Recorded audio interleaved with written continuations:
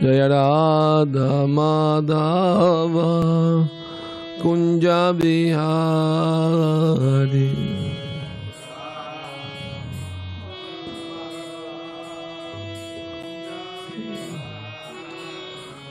Jaya Radha Madhava Kunja Bihari.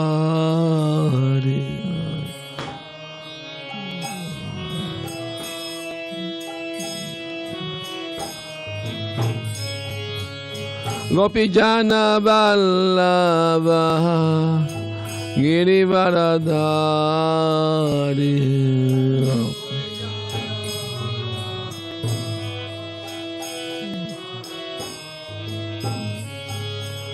Gopijana Vallabha Girivaradhari.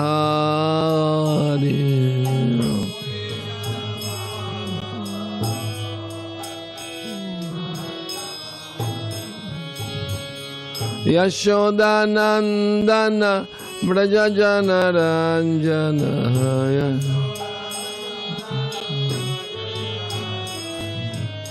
Yashoda Nandana Brajajana Ranjana.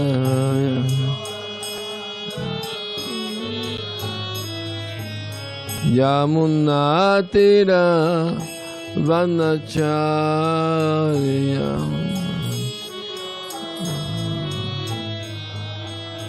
Yamuna Tira Vanacharya.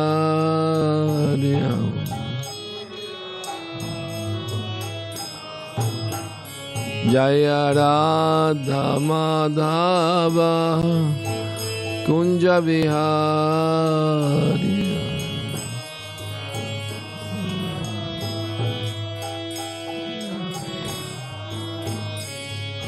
Hare Krishna, Hare Krishna, Krishna Krishna, Hare Hare, Hare Rama, Hare Rama, Rama Rama, Hare Hare.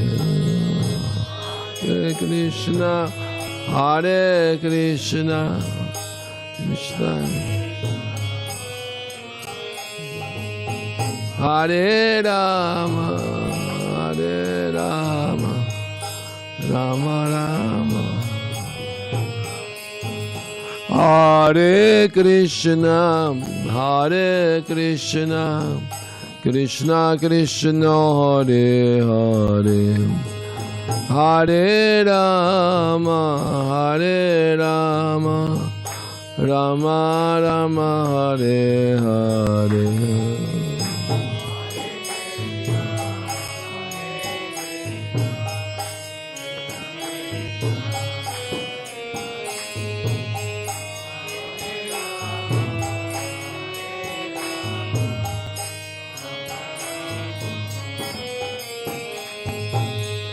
Hare Krishna, Hare Krishna, Krishna Krishna, Hare Hare, Hare Rama, Hare Rama, Rama Rama, Hare Hare, Hare Krishna, Hare Krishna, Krishna Krishna, Rama Hare Rama,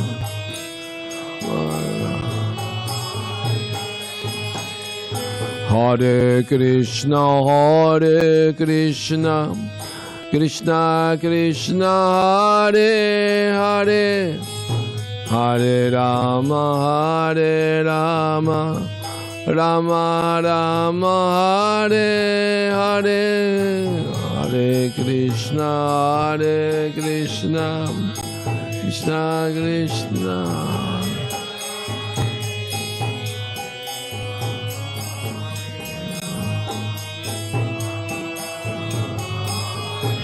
Hare Hare Krishna, Hare Krishna, Krishna Krishna, Hare Hare, Hare Rama, Hare Rama, Rama Rama Hare Hare.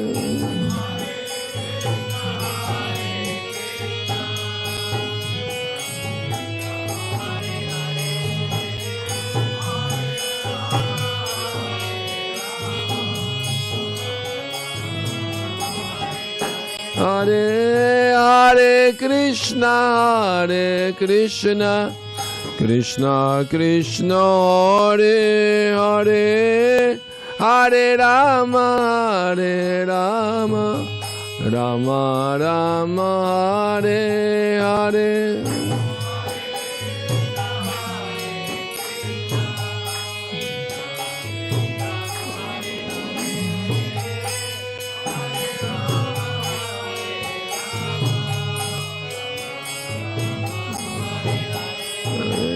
Hare Krishna, Hare Krishna, Krishna Krishna, Hare Hare, Hare Rama, Hare Rama, Rama Rama, Hare Hare.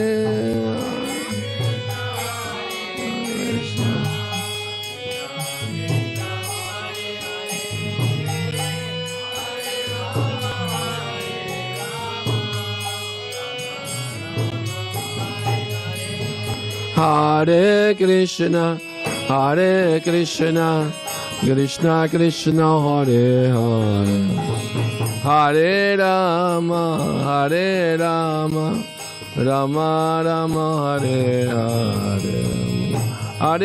Hare Krishna, Hare Krishna, Krishna Krishna, Hare Hare, Hare Rama, Hare Rama, Rama Rama, Hare Hare.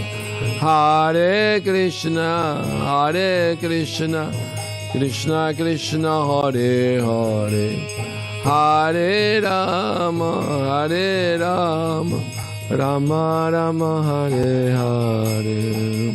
Hare Krishna, Hare Krishna, Krishna Krishna, Hare Hare, Hare Rama, Hare Rama, Rama Rama, Hare Hare.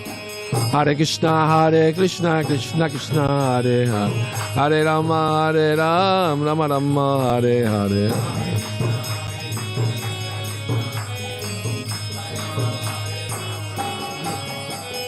Hare Krishna, Hare Krishna, Krishna Krishna, Hare Hare, Hare Rama, Hare Rama, Rama Rama, Hare Hare.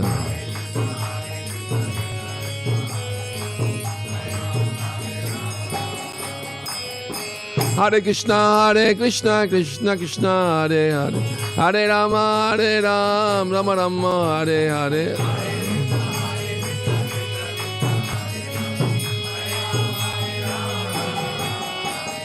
Hare Krishna, Hare Krishna, Krishna Krishna, Hare Hare, Hare Rama, Hare Rama, Rama Rama, Hare Hare.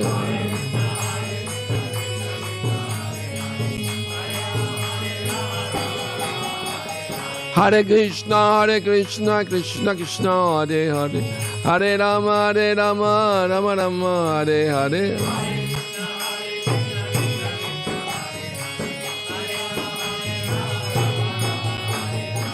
Hare Krishna, Hare Krishna, Krishna Krishna, Hare Hare, Hare Rama, Hare Rama, Rama Rama, Hare Hare.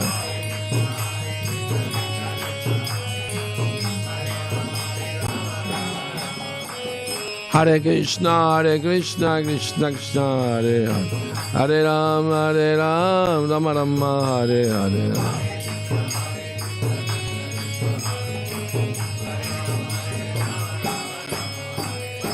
Govinda Jaya Jaya, Gopala Jaya Jaya. Govinda Jaya Jaya, Gopala Jaya Jaya. Radha Ramana Hari, Govinda Jaya Jaya. Radha Ramana Hari, Govinda Jaya Jaya.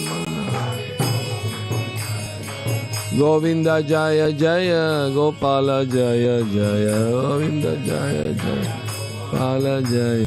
Govinda Jaya Jaya, Gopala Jaya Jaya. Gaura Premanandi, Hari Hari Bo. All right. Tráeme el bolso. El bolso. Hare Krishna. So,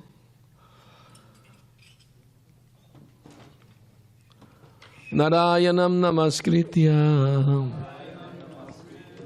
Naram Chaiva Narottama Devim Saraswatim Vyasam Tato Jayam Udirayet. El bolso. Nasta Prayesha Vadreshu Nityam Bhagavata Sevaya Bhagavati Uttama Shloke Bhaktir Bhavati Naishtiki. Om Namo Bhagavate Vasudevaya. Om Namo Bhagavate Vasudevaya. Om Namo Bhagavate Vasudevaya. We are going to read from Srimad Bhagavatam, 9th Canto, Chapter 3, Text 22. Evam Brubhanam Pitaram Samyamana Suchismita Uvacha Tata Jamata Tavaisha Brigunandanaha Evam Brubhanam Pitaram Smayamana Suchismita Uvacha Tata Jamata Tavaisha Brigunandanaha Evam Brubhanam Pitaram Smayamana Suchismita Uvacha Tata Jamata Tavaisha Brigunandana.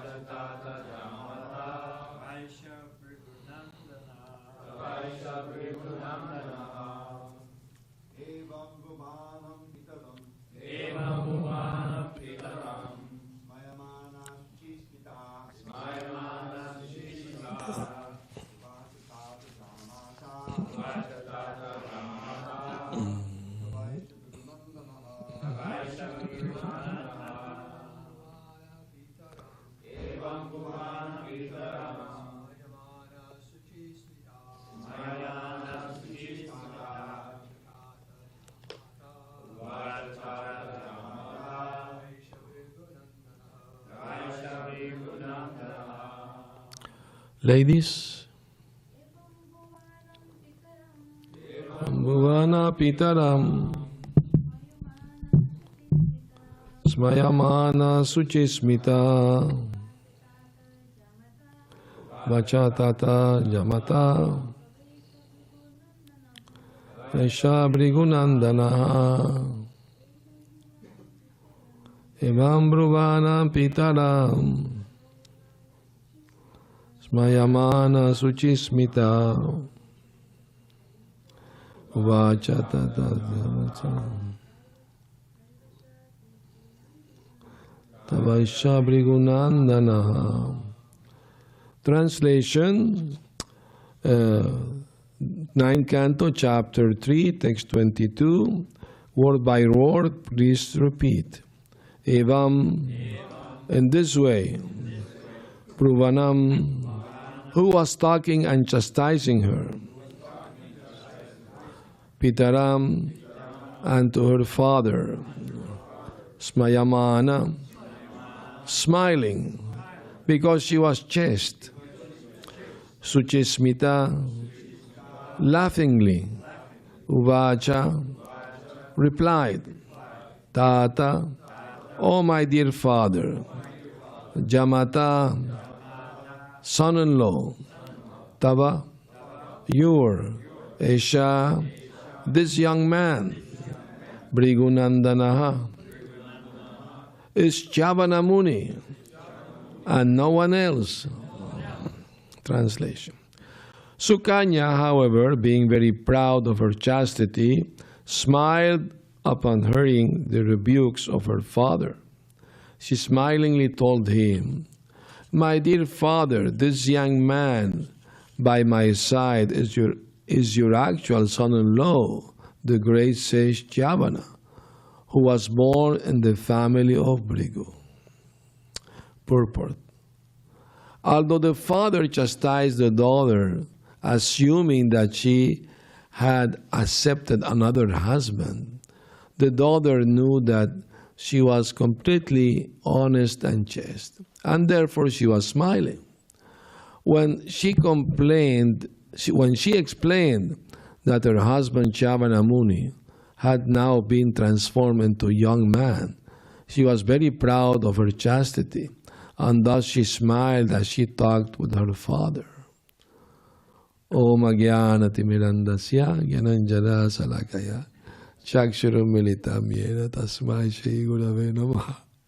Actually, it is a little funny situation, you know, in the sense that her father didn't know what happened, that Aśvinī-kumāras, the physicians of the heavenly planets, they were called by Cyavana Muni. He's a great, powerful sage, you know, great yogi. So he meditated on them and asked them to come. So they came to his hermitage. If any of us try to call, if you are too sick and call the Aśvinī-kumāras, they will not come. Because who are we, you know? Ordinary human beings. But Cyavana Muni was not an ordinary human being. He was a great sage, very powerful sage. So that's why the Aśvinī-kumāras obliged, they came. And he expressed his desire. He was an old man. He married a very young, beautiful princess. So it was a little awkward situation. So he asked their help. Please make me young. I know you are able to do so. You know, the Aśvinī-kumāras are very great physicians in the heavenly planets. They can do amazing things. One of the amazing things, remember, that they did was that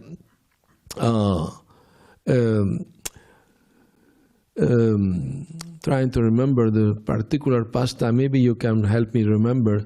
They did a head transplant. So, because they wanted to hear a knowledge from a sage, and that this sage, he received it from another sage, and he promised that sage, I will not tell anyone. But the Aśvinī-kumāras told him, that's no problem. We will take care of that. We will change your head for the head of a horse. Then you are not the same person. You're a horse. Then you give us the knowledge through the head of a horse. Then we transplant back your human head. So problem solved. And they did that.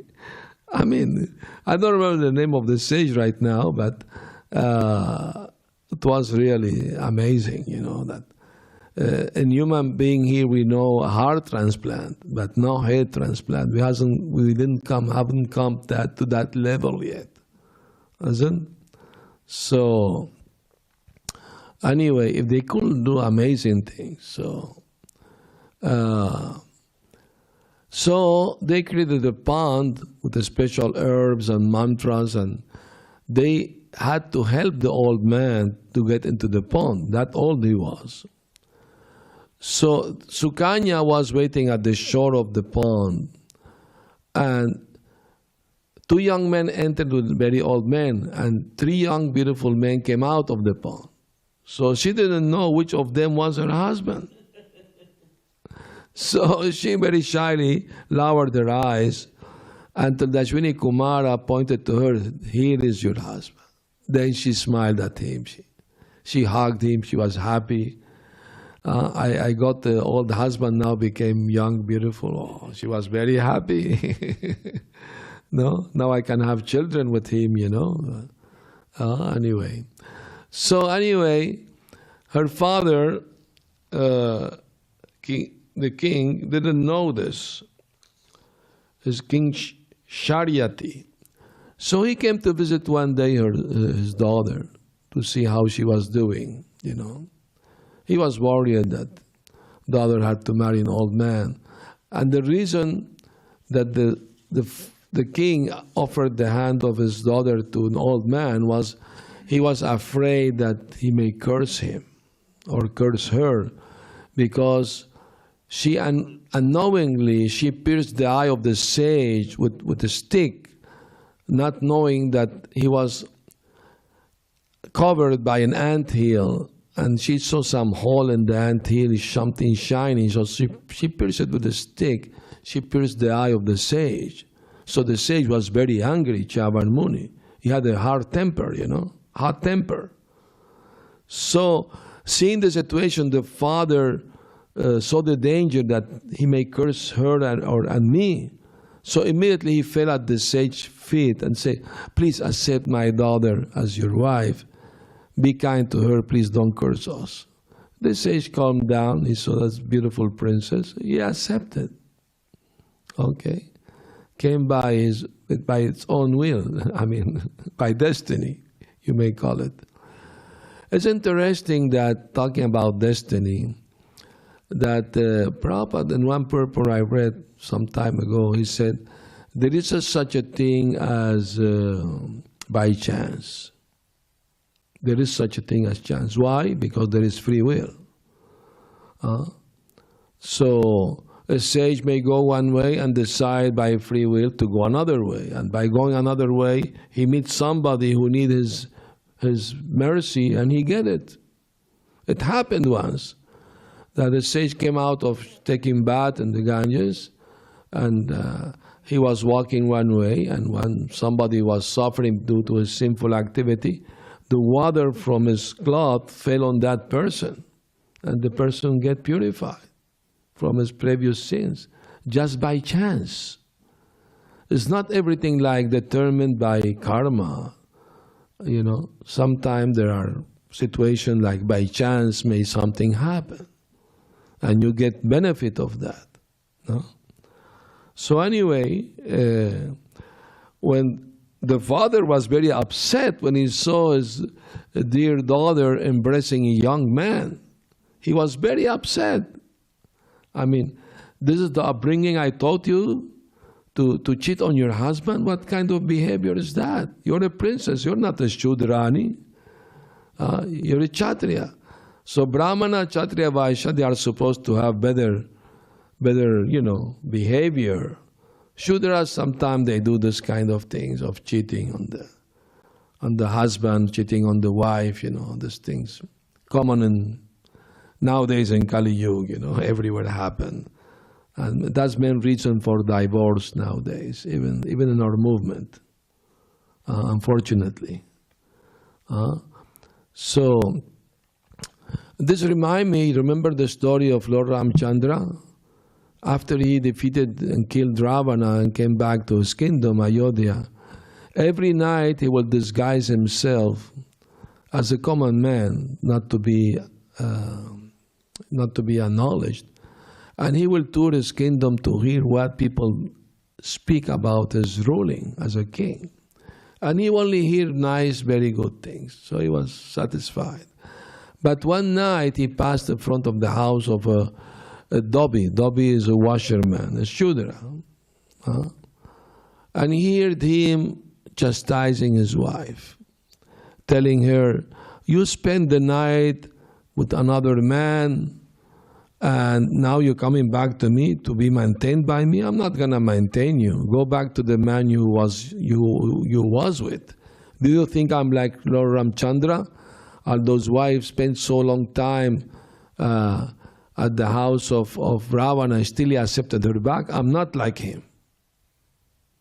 When Ramchandra heard that, he was really concerned, because for him it was very important, the opinion of any citizen. Doesn't matter if it was washerman, whoever.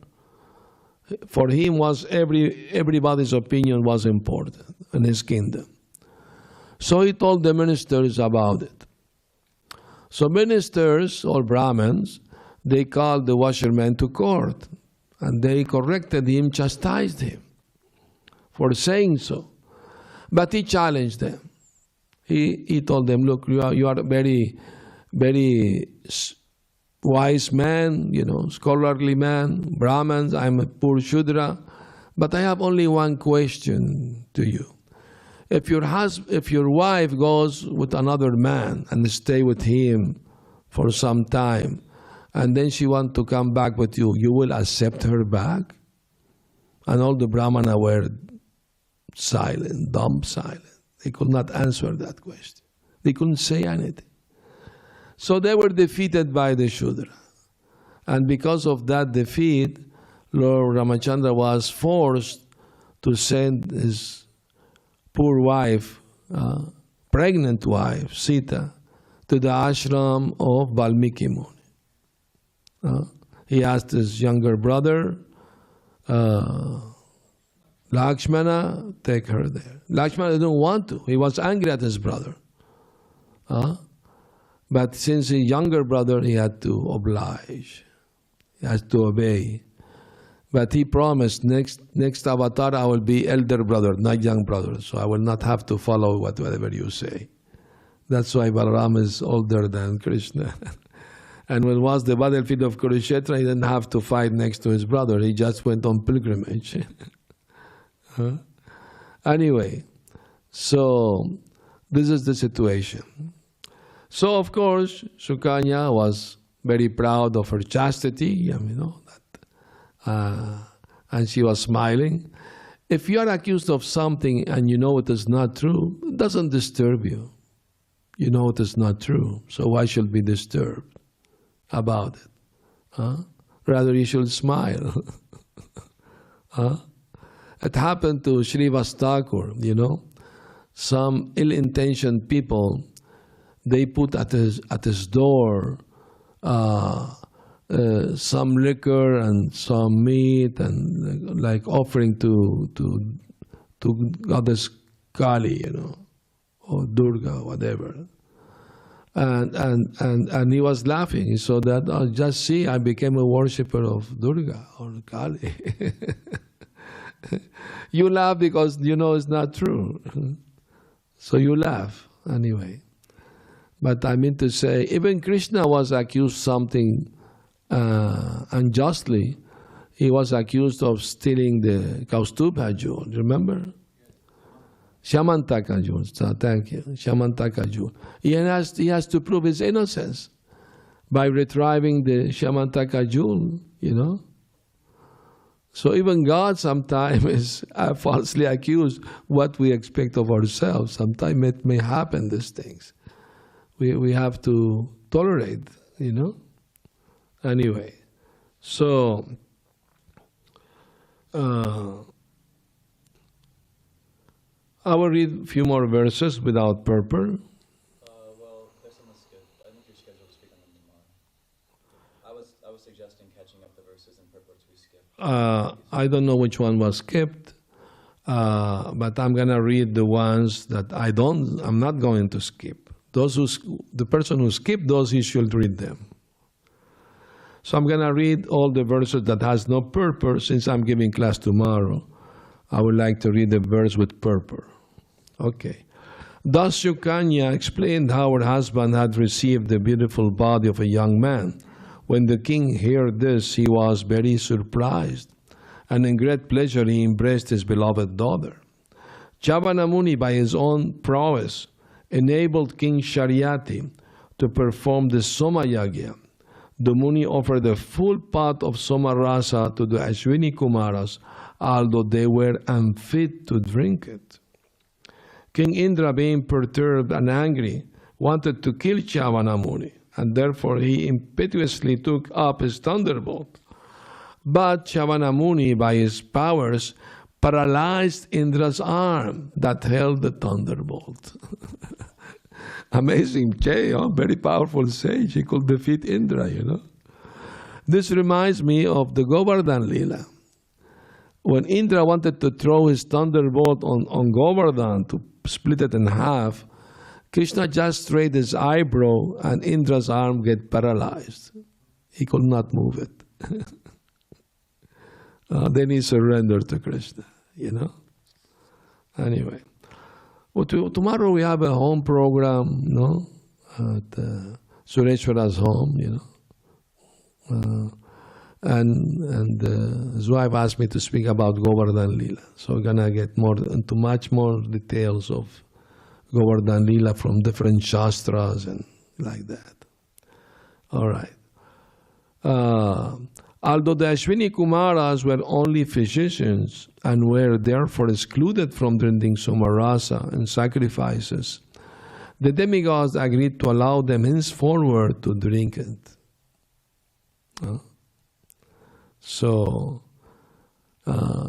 They are only physicians. They were not like on the same level of other demigods like Indra or Surya, Chandra, So they were not offered in sacrifices the soma-rasa. But since Cyavana Muni offered it to them, he was grateful. They did him a great favor, So the demigod agree, okay, henceforward they can take part in the sacrifice and also accept the soma-rasa also. Soma-rasa is a celestial drink that enhances one's duration of life. You know that according to mathematical calculation, the demigods, they live 10,000 celestial years. One full year here is 1 day and 1 night in the heavenly planets. So that means 10,000 celestial years is 3,600,000 and something. They almost live almost 4 million years. But they drink this soma-rasa. It's not intoxicating. It may be mildly, but it enhances the duration of life. Increase the duration of life. Here, people addicted to alcohol, they don't increase their duration, they decrease it. They destroy their body. Even Prabhupada say in the Bhagavad Gita, those who smoke ganja, they calling death closer.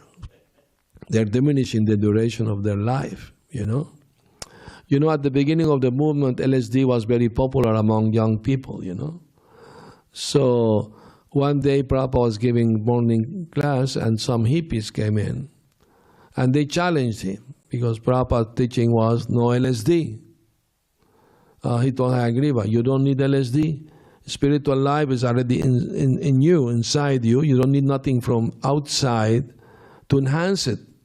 Nothing chemical, material can enhance your spiritual life. It's all mental speculation. So you don't need to take that.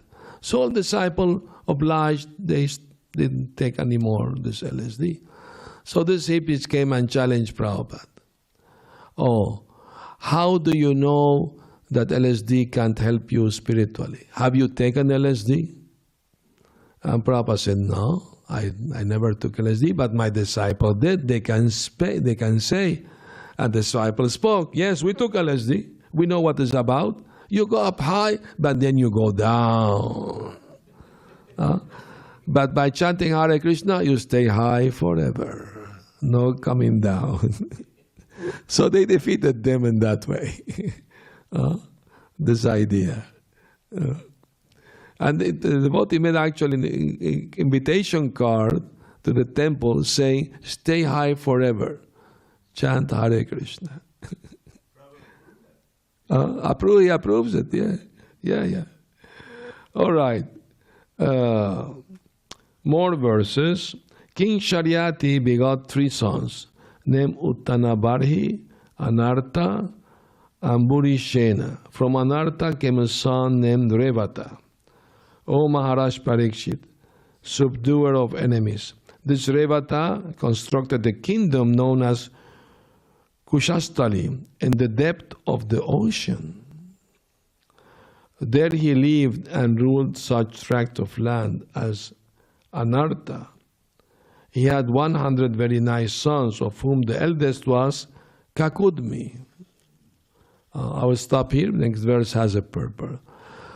Kakudmi is the father of Revati, Balaram's wife. So next verse we speak about him going to Brahmalok. Tomorrow we'll talk about that.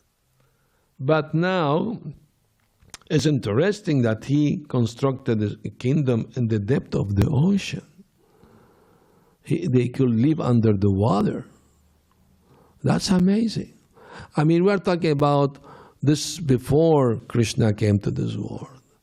I mean, not long before that, because Kakudmi, I mean, he was from a previous age. Maybe probably this happened in Satya Yuga, most probably.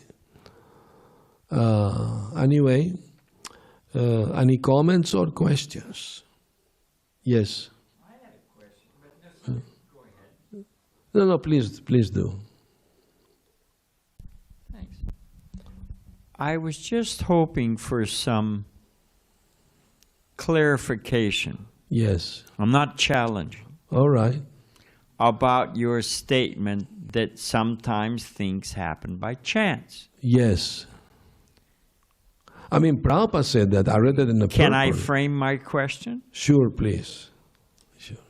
Thank you. We know Agyata Sukriti Yes. as an example, Right. but ultimately there was a cause. So, and Prabhupada says,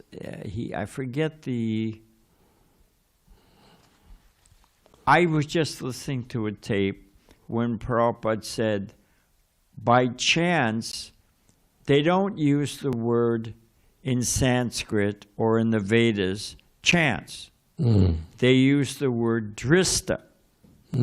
And drista means it has the same root as darshan, to see. So Prabhupada said, there's a cause, you just don't see it. So you say by chance, but it's only because you don't know the cause. Okay. But everything has a cause. Then again, you've got Dharma and Mother Earth in the first canto discussing all the complications Yes. of karma, and they ultimately conclude that nobody can get to the root of the thing, just surrender to Krishna. So I'm not challenging. Yeah, I understand. But how do I square that? Yeah. The thing is that came to my mind just now, something that happened in Venezuela at the beginning of the movement. One of the devotees who came to Venezuela from Canada, his name was Hanuman Swami at that time, and he went to preach at the university. No, he didn't know most of the students at that time were communists, Marxists, atheists. So they challenged him. They had a debate. He tried to defeat them. Finally, they got so angry at him, they wanted to lynch him. So he was running for his life. And they were running behind, literally lynching him. They were running after him with a stick in their hand to beat him up, lynch him up. And one lawyer was passing with a car through the university, and he saw the scene, somebody in orange running and a bunch of people shouting angrily at him. So he thought, oh, this man's life is in danger. He stopped the car, opened the back door, waved at the devotee jumped in the car, he saved his life. So, I mean to say, free will moves you one place to another. It's not that every movement you do is destined by karma because you have a free will. You create karma by your actions you're doing now. Krishna would say in Bhagavad Gita, Yeah. does say in Bhagavad Gita, Yeah. he's moving the directions, the wanderings of all living entities. Yes, but he doesn't force anyone to do anything they don't want. Krishna respects everyone's free will. He's directing in the heart, is allowing somebody to do something. He's allowing it. Without his permission, nobody can move even a finger. As a Paramatma, he can paralyze somebody's finger or hand. He can do that. But he's allowing because he respects everyone's free will. So knowing that, then we understand that chance means, by chance that lawyer was passing through there. He didn't have by karma to pass through there. It's just his free will. And it so happened he saw this situation. Of course, maybe the karma of that devotee was not to die at that moment.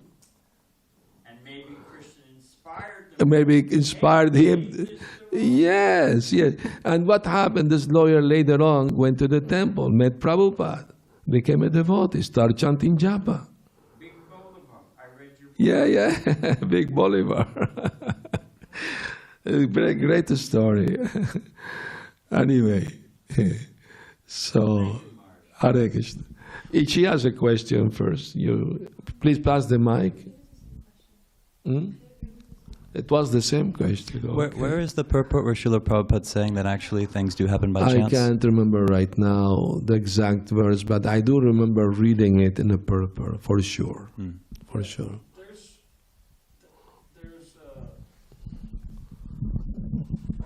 Yeah, in a sense, it's a matter of language, but yeah, as we all know, generally Prabhupada, wouldn't use the word chance. That's generally speaking. But there's this word yadrichaya, which sometimes can be translated as chance. I mean, I also remember something Srila Prabhupada saying about. Of course, I can't remember myself. Said. Anyways, I don't want to quote it because. I had it in my mind, but now I just lost it. But it was something like that, by chance. But yeah, as we generally read in Srila Prabhupada's books, he doesn't. Obviously, he says the opposite. Generally, that's what we read. Yeah. On the other side of the coin. Yes. And to give Balaram a chance to remember, in case he does, that things sometimes fly out of the mind. Yes. We have causeless mercy. Definitely, yes. The very definition of causeless mercy. Yeah. You haven't done anything. To deserve it. To deserve the Aśvinī-kumāras. Yeah. A non-causal event. Right. Very good. Thank you, Maharaj. Thank you. I appreciate it. I appreciate your help. The Aśvinī-kumāras also says here, they were not fit to receive the soma-rasa. They were not meant to drink it. They were unfit. But Cyavana Muni, being grateful to them, he allows them to do it. Indra was angry at him. He wanted to kill him. But the final outcome was good for everyone. I mean, so, yes. You mentioned this this dilemma with, and at least many people see it as a dilemma, naturally, in Ramayana, where Sita or Ramachandra is being criticized for Sita returning to him.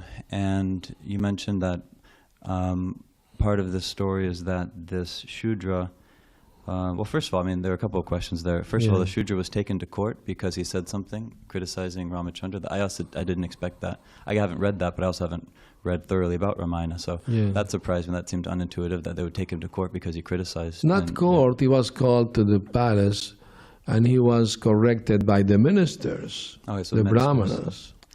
And the Brahmanas, corrected him, but he had this question they could not answer. I've also read this. Yeah. Ramayana. Yeah, yeah. So The story is there.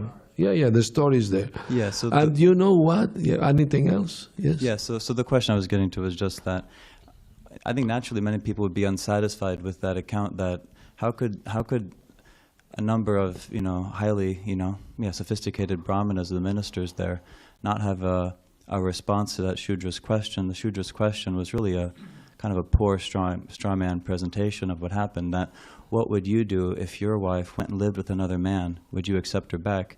All it takes is just a more accurate rephrasing. What would you do if your wife was kidnapped? Would you accept her back? Seems pretty reasonable. She didn't just say, hey, I'm going to go live with Ravana for a while. Maybe I'll come back later. She was kidnapped. So how could these brahmanas not respond? Details. How could these brahmanas not respond with that, to that But basic straw man argument? I understand your point of view that Sita Devi didn't go there willingly. She was kidnapped. Okay? Anyway, she was not kidnapped. That was a Maya Sita who was given to Ravana. If you go into more details, she's the mother universe. She can't be touched by any demon. So it was a Maya Sita given to Ravana. But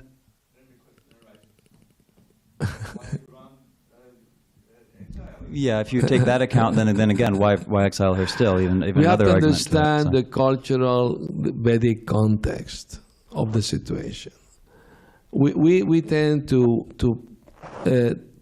transport that time to our modern time and use our own logic, from our perspective of nowadays Kali Yuga citizens, to understand something in completely different culture, completely different mindset, A king has to be above all suspicion. What is that saying? The wife of Caesar should be above any suspicion. There is a saying like that. Caesar, The wife of Caesar should be above suspicion. yeah. So anyway, of course, Ramachandra and Brahma, they knew the truth, that she was faultless. But the concern was the general citizens. If one citizen have doubt about Sita's chastity, for that Vedic culture context at that time was enough reason to do something about it. What if there was one citizen in the whole kingdom who doubted that it was nice or appropriate for Ramachandra to banish Sita? Would he then take her back? It seems that it'd be intuitive that at least one citizen would actually doubt the decision to banish Sita also. So this I'm having a hard time fitting. I mean, as many people do. Do you have an idea how that's supposed to work out? And also not that, many lady devotees, they criticize Ramachandra for sending Sita to exile, even nowadays. Even they put it on the internet. I mean, he's the Supreme Personality of Godhead. We can't judge his actions. He must have a higher reason. He's more intelligent than all of us. We can't match his intelligence. He did what needed to be done for that particular time and mindset of the population and the Vedic culture at that time. That was what needed to be done. And he did it. So who is more intelligent, him or us, to know what was better to do? One interesting thing with Ramachandra that I find is that this particular avatar is known for setting the examples of Dharma for us. Maryada Purushottam, yes. Right. He followed strictly the rules, and regulations to show human beings how to be religious. So it seems that his pastimes are especially meant to set an example and are meant to be comprehensible to us because he's setting the example for us for Dharma. Yes. So then to say, well, he's God, we can't understand. That seems more intuitive when it comes to Krishna because Krishna doesn't come to show us how to act ourselves. But Ramachandra appears in a particular way to guide us, to show us how to act and so on. So that's why it seems a little surprising. I understand. Still. I understand your point of view. Mahara, I want to say something. Pass the mic, please.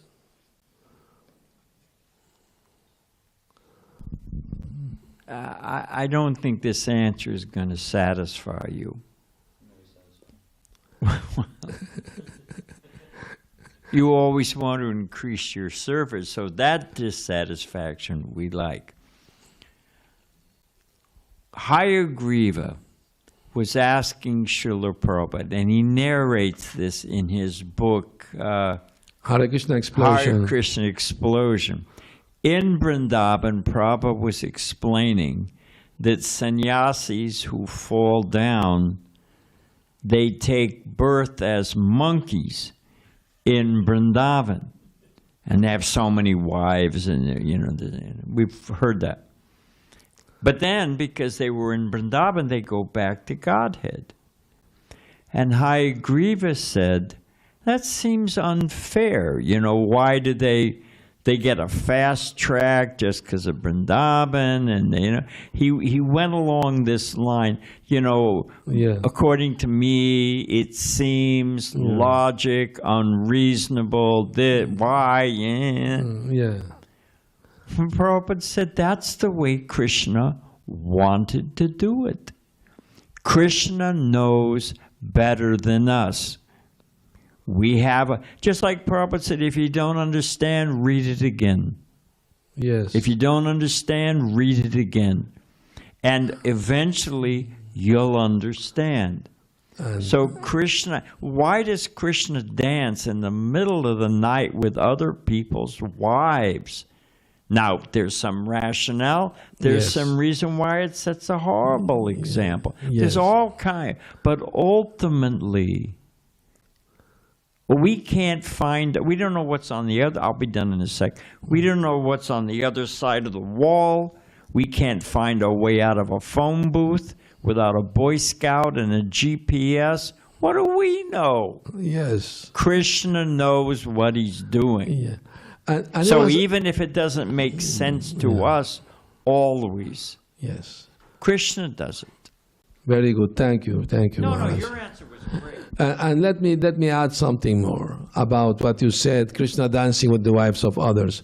I was asked by new people about this. How is that correct, that Krishna is dancing with other people's wife? And I told them what Prabhupada said in the Krishna book, that they went to dance with Krishna in their spiritual bodies. Their material body was next to their husband sleeping. And the spiritual body went to dance with Krishna. That's Prabhupada explained that. So that's a way to harmonize that situation, no? Besides that, Shukadev Goswami explained to Maharaj Parikshit, because he asked the same question, not for himself, but for others, about the gopis and Krishna, girlfriends, how many, why?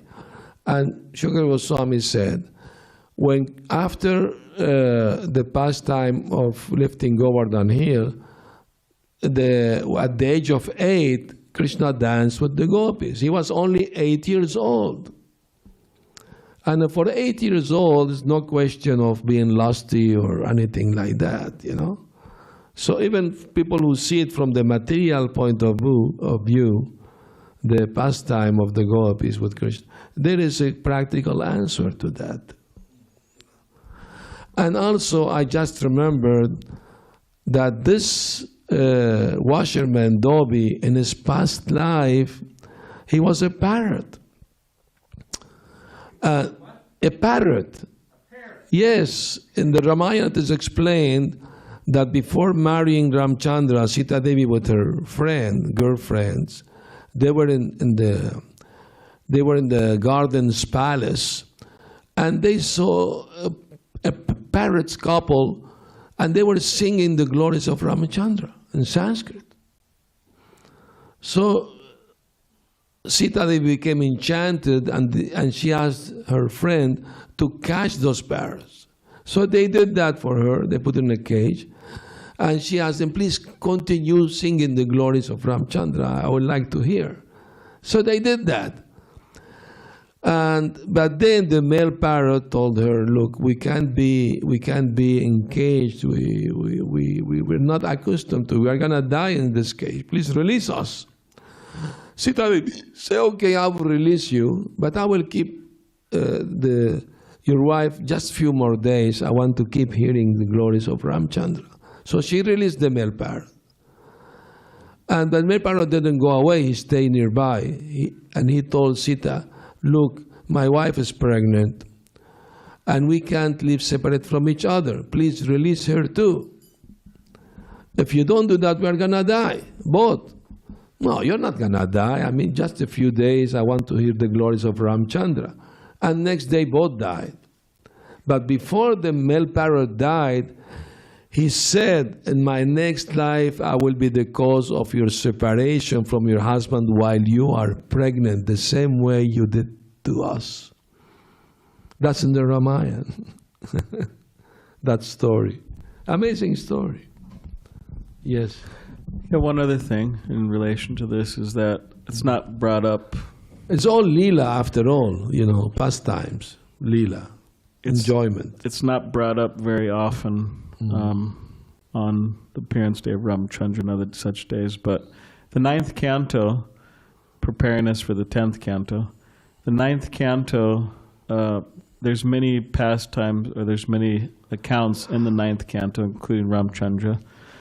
But one thing that's brought up is that it's there to teach us the suffering that is brought between men and women. And marriage, Also, that's correct. Also in relation to, it's specifically saying in relation to Ramchandra and Sita. I mean, of course, we see it from so many different angles of vision. It's Leela, this and that, but it's part of the flavor. It's part of the flavor. Otherwise, why Hanuman liked to hear Ramayana everywhere it is being recited? Although it may seem very sad story, very sad story. He was exiled. He had to live in the forest with his wife. His father died because of separation from him. His wife was kidnapped. He had to get help from monkeys to fight. And finally, when they got out of it, they came back. You have to send the wife back. It seemed like a very sad story. But why Hanuman relates it so much? Because it is divine and transcendental. It's love in separation. Prabhupada also explained that there is love in separation, increases the love, increases the joy of the both husband and wife.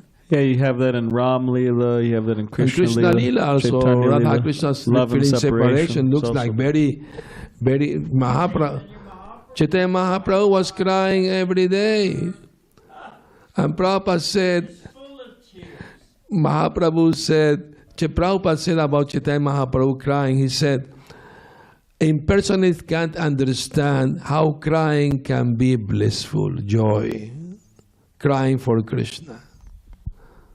Thank you so much. Srila Prabhupada ki jai. Gaura Premanandi. Haribo. Yeah, time. Any comment, you do it after the class. You come to me. We can discuss it. Tomorrow I'm going to give my last class.